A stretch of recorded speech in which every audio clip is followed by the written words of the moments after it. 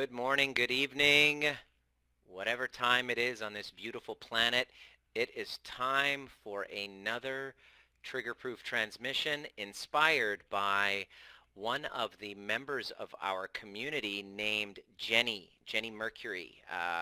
Very vulnerably posted in the group. There's been a couple of posts, and I wanted to put it all together with a transmission to answer you. Uh, Very vulnerably, Jenny, I wanted to acknowledge you for your vulnerability and your authenticity in sharing. I can feel the incredible amount of pain that you're in. It's really emanating from your share. Um, Let me actually read it out loud so that you have some context over what's going on so that I can answer it and then um, give you my 2 cents. I mean, you're here for a reason, and this community, almost 7,000 people now in the recording of this on the 14th of June in 2021. So it's growing by at least 100 people a day.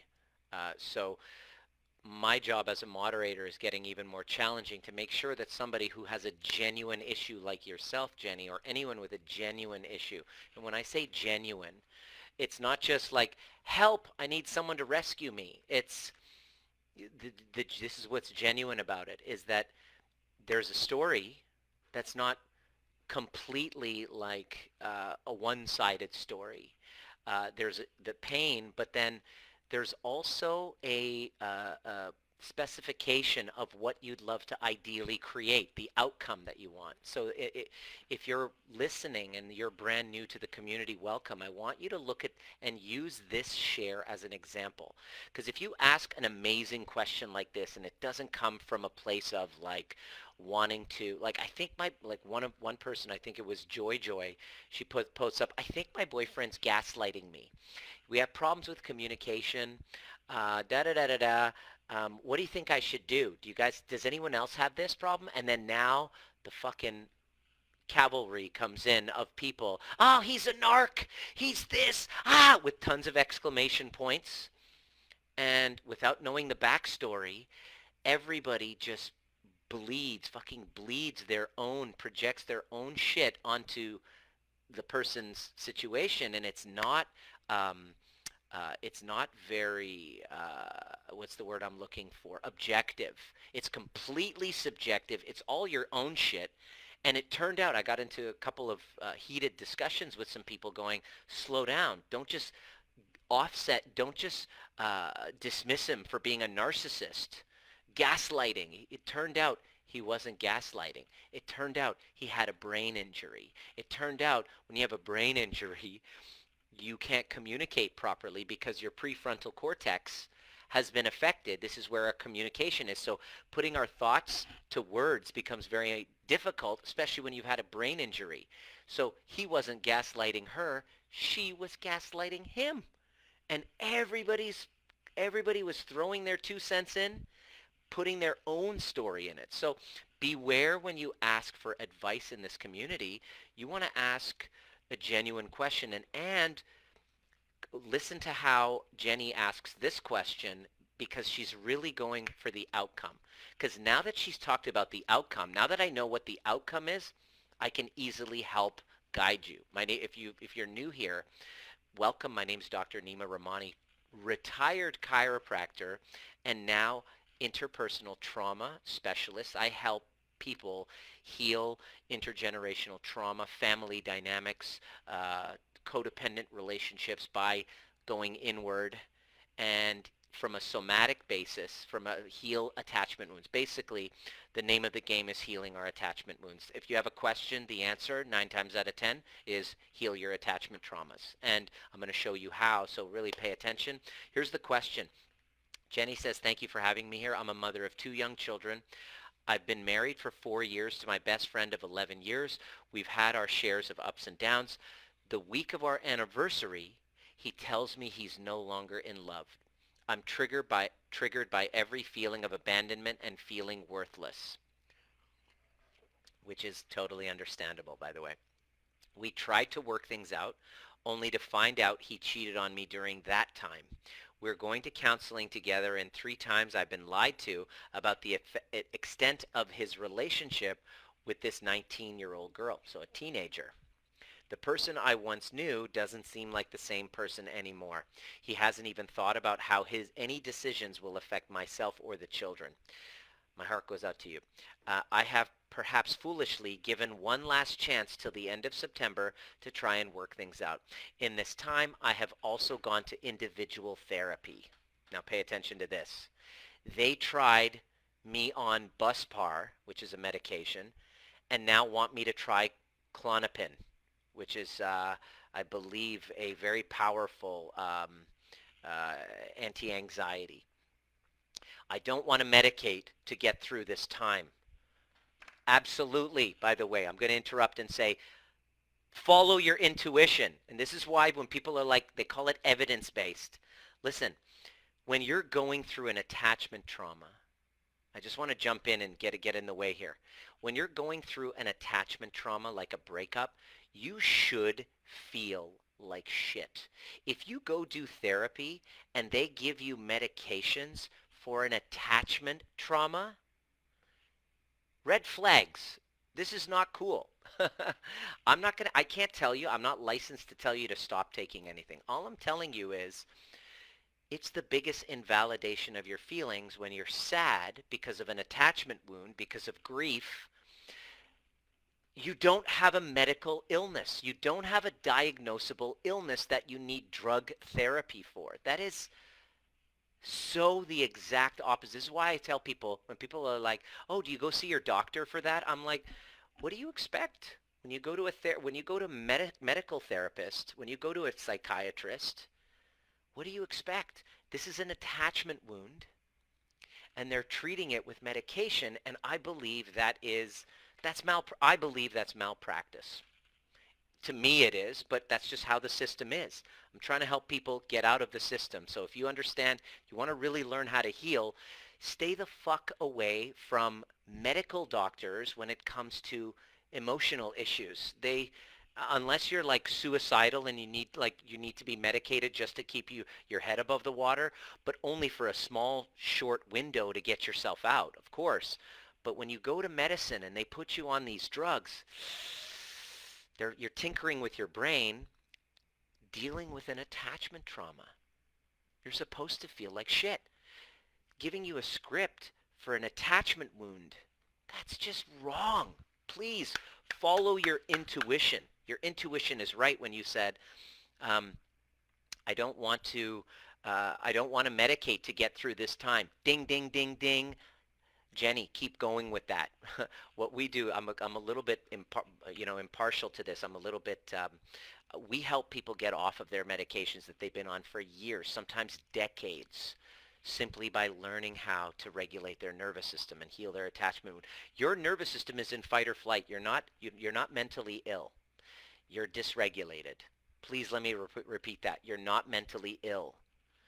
You don't have a disorder. You just have a dysregulated nervous system because of an attachment trauma. Your body, your mind are working just fine. There's nothing wrong with you.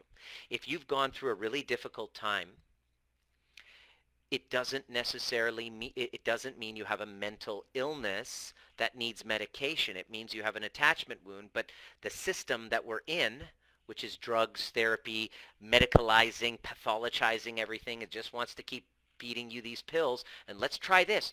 Text you next week. You're still feeling the sensations in your body, and now you're dissociated from them even more. How's it working? No, I still feel sad. Well, let's keep putting you more on. Now we have polypharmacy. My gosh. As soon as I read that, I'm like, I got to do a Facebook Live on this. This is a huge injustice in our medical system, and the only way out is just to not rely on medical specialists unless it's an emergency situation. Medicine is great for emergencies. Gunshot wounds, don't see a homeopath. You have a car accident and your head is bleeding, stay away from the chiropractor in that moment. Go to the ER. But for chronic issues, digestive issues that are chronic, autoimmune issues, anxiety disorders, stay away from medicine. It's not going to help you because then now they're just trying to keep you on the medications and you're on it for life. There's no finish line with it. They don't teach you how to heal yourself, right? Here's what you said that I love. You said, I want to encase myself in a cocoon of self-love, assertiveness, and strength, and emerge a strong woman capable of being loved in a way that's not dependent and in a way that doesn't make me shrink myself to appease the selfish nature of others. Yes, sister, you deserve that. I'm just letting you know. We all deserve that. Everybody who else is who's listening, who isn't Jenny, please take notes of what she just said. Please write this down. I want to encase myself in a cocoon of self-love, assertiveness, and strength, and emerge a strong woman capable of being loved in a way that's not dependent and in a way that doesn't make me shrink myself to appease the selfish nature of others. Fuck, I love your language there. That's beautiful language. I want to be a cycle breaker. Well, guess what? You're in the right community. I want to be a cycle breaker for my kids and to be capable of taking care of their emotional needs properly through it as well. Tick. Okay, I think I'm getting it. You want to break the cycle, make sure that your kids can see the best version of you. You want to emerge a stronger woman who doesn't shrink herself, doesn't appease herself for others, but knows her self-worth. Okay, I want a lot, and I have a lot to do, work to do on myself. Yeah, so do most people. So you're in good company. Don't worry.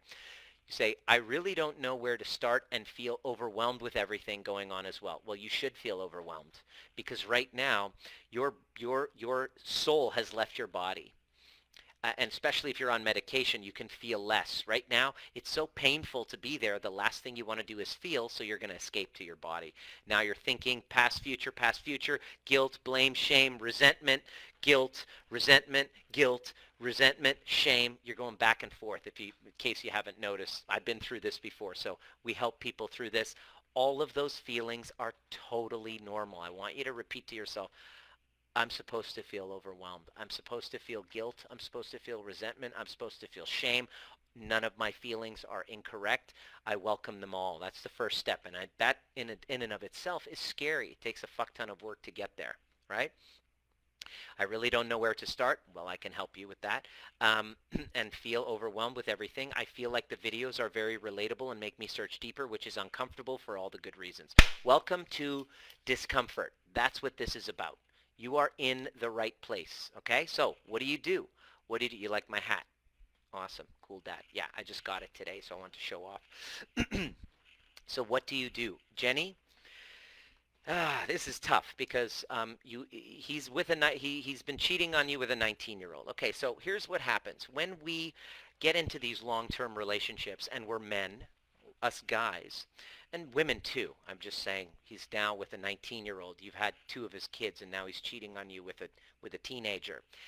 We have this thing called shiny, especially if he has his own wounds and he's been feeling abandonment. And this is what happens. This is the blind spot with many people who get married and have children.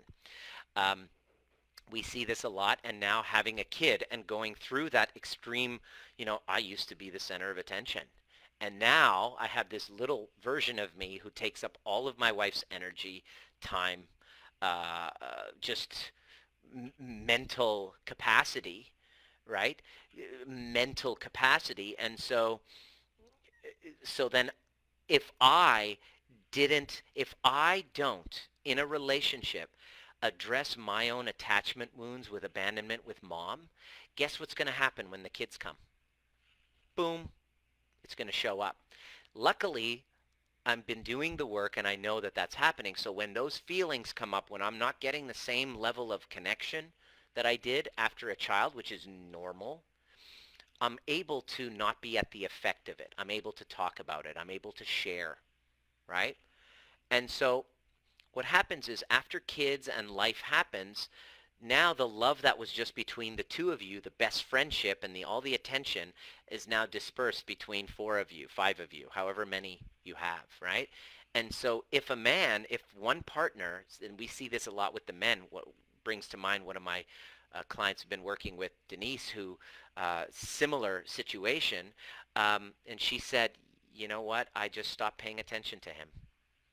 And he tried to reach out and call out, and tried to talk, but I just didn't care. And so, boom, a wake-up call happened. So, first thing I want to say to you about this is an affair is either a way out of the relationship or a way back in. You can choose. You can do both ways. It's either a way out.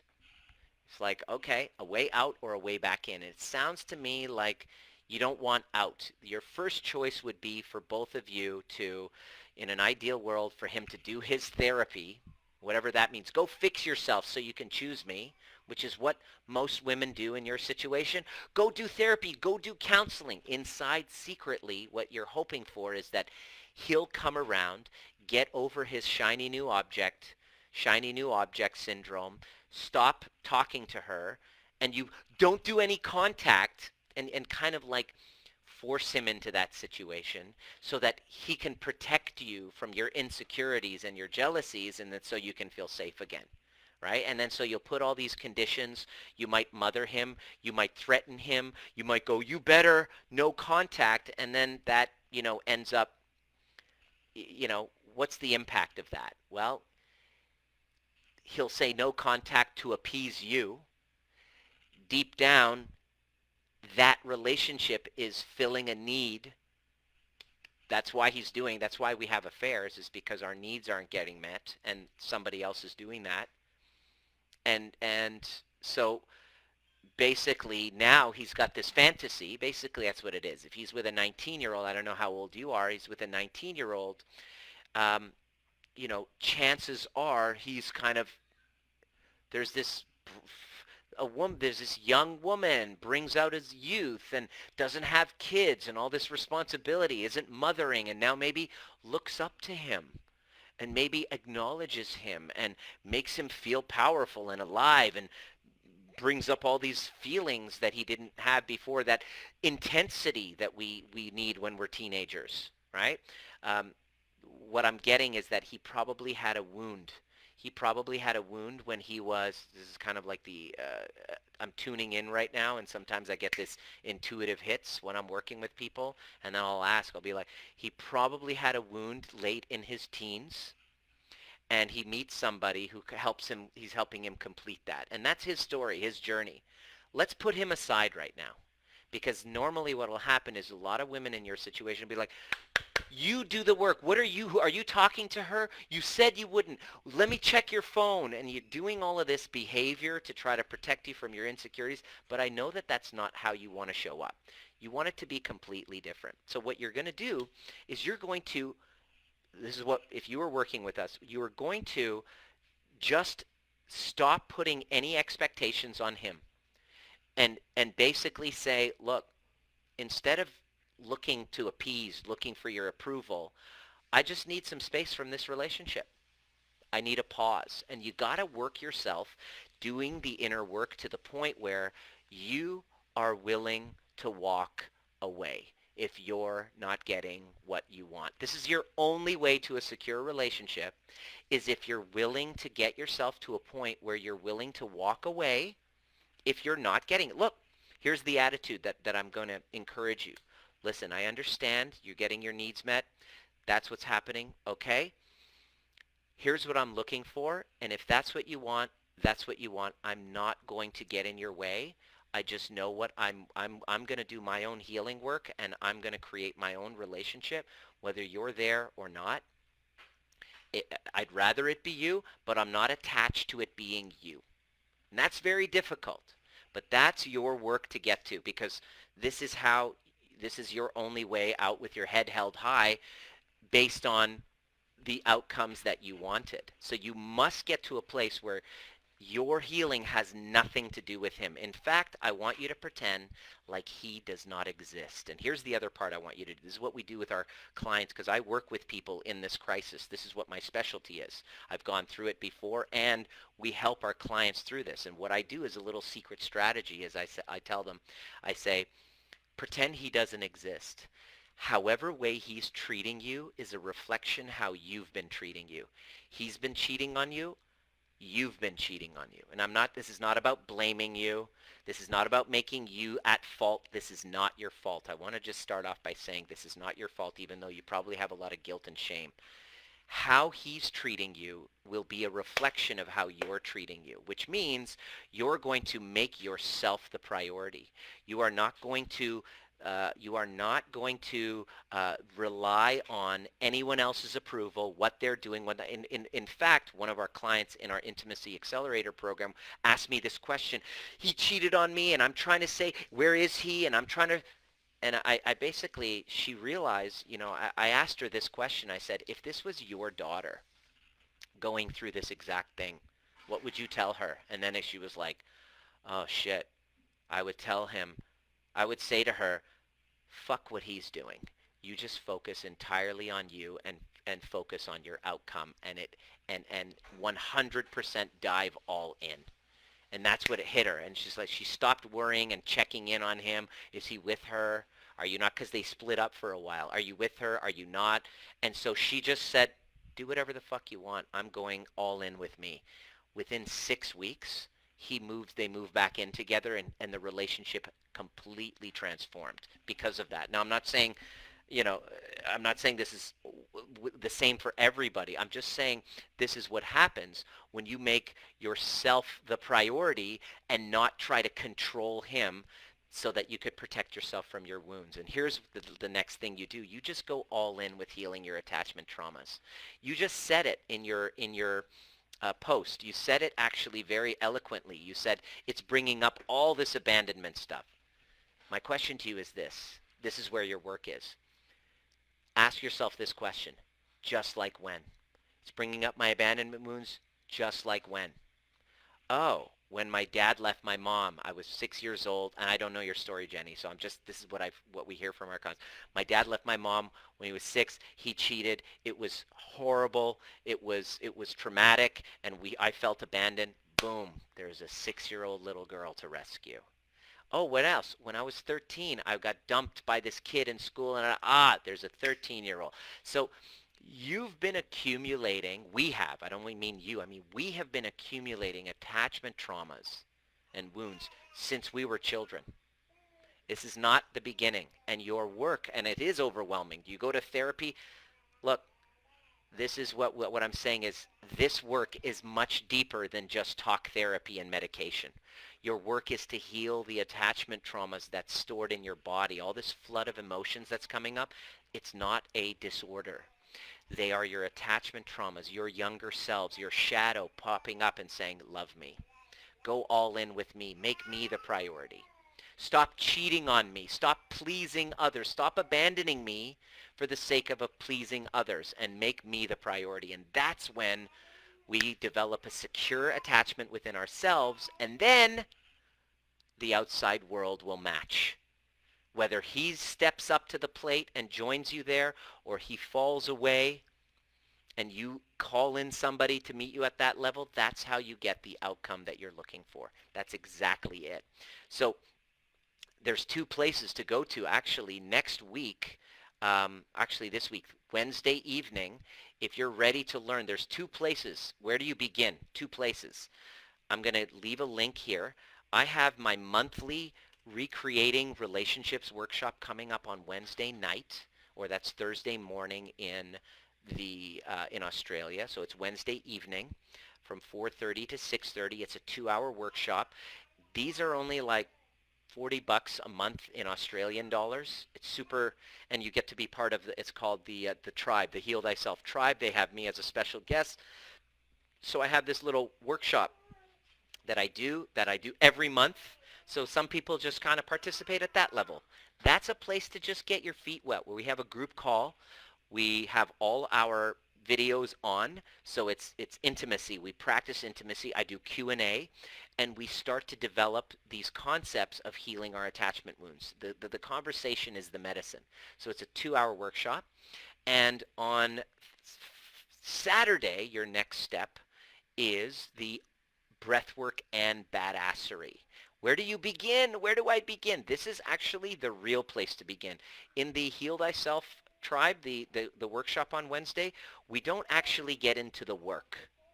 We don't actually get into the healing work.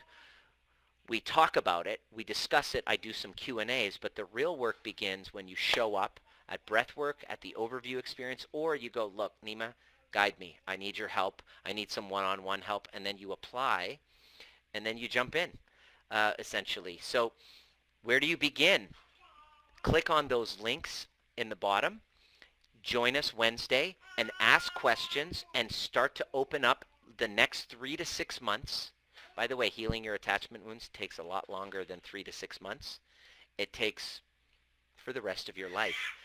You don't want to find the solution. You want to learn the process. So we teach you the process to healing your attachment wounds.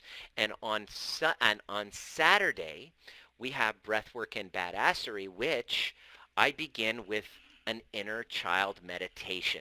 So if you haven't done it in a community, everybody says, oh, I've done inner child. It's different than showing up in a community, having me facilitate and guide using the music, doing a little bit of training, showing up in a container where you yourself, you want to encase yourself in self-love, show up on these group calls, show up on these events, and I teach you how to love yourself. I didn't love myself before I did this work.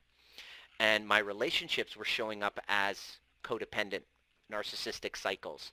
And being a dad, having a husband, having a wife, that's my wife, I'm the husband, I'm the cool dad, right? None of that was possible for me until I learned how to heal my attachment wounds. And by learning how to heal my attachment wounds, please understand, no therapist can do that for you. They can guide you into it, but it's you that does the work. So the work that we do here is I teach you how to heal those attachment wounds because it's an ongoing work. Every trigger becomes a window to going in and healing your younger parts of yourself. And that has been the product of my inner child work. I now have an outer child who kind of looks like me. Is this fun? And he likes to be on camera. Yeah. And so the best part about it is when you do this work, not only do you start to heal and love yourself, even, I've never felt so safe in my skin, so confident in who I am, being able to look in a mirror and say, I love you. I love my own company. I love that. And the entire world around me is now reflective of that. This guy looks at me with love. My wife looks at me with love when she, the times where she can stand me. And I feel connected to my heart. And it's all on the other side of healing the attachment traumas, not just from a talkative standpoint, but from a body-based, somatic-based. What we do is we go way deeper. All of our clients say, well, I've done therapy for years. It was just talk therapy. It's been helpful. I learned a lot. But to heal at a body-based level, you have to show up to Breathwork and Badassery and do the work with us. So the links are there. Join us Wednesday and Saturday.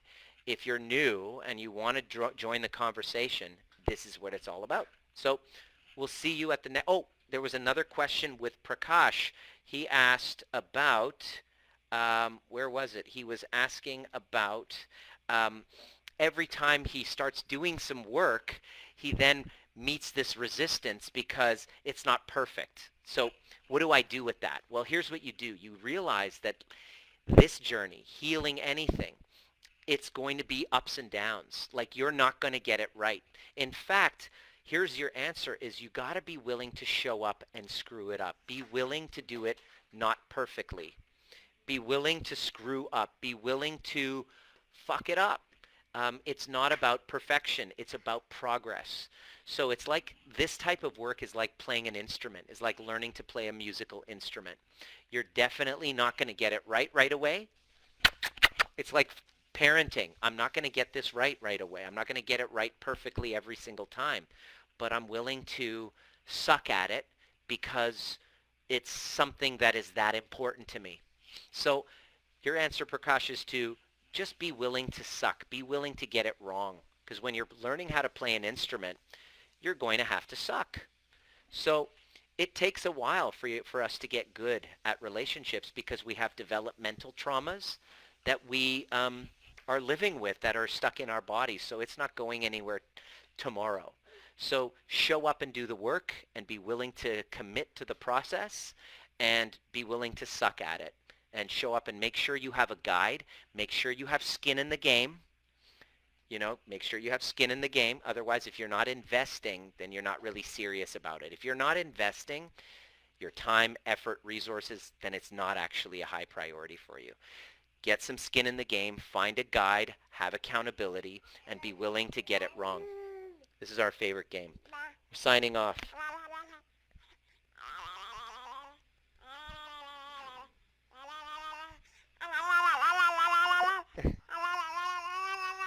Bath time.